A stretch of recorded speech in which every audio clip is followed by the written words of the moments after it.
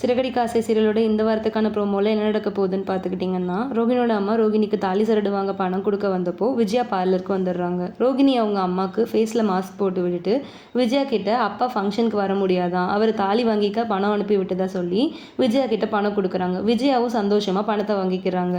ஸ்ருதி வீட்டில் நடக்கிற ஃபங்க்ஷனுக்கு எல்லாரும் ஃபேமிலியாக கிளம்பி போகிறாங்க. அப்போ முத்துவை பார்த்து ஸ்ருதி அப்பாவோட முகமே கோவமாக மாறுது. ஆனால் முத்து அவரை பார்த்து நக்கலாக வணக்கம் வச்சுட்டு ஃபங்க்ஷனுக்குள்ளே போயிடுறாரு. ஃபங்க்ஷனில் ஸ்ருதி அம்மா போட்ட பிளான் படி அண்ணாமலை பக்கத்தில் இருந்தவர் அண்ணாமலையை காலால் மிதிக்கிறாரு.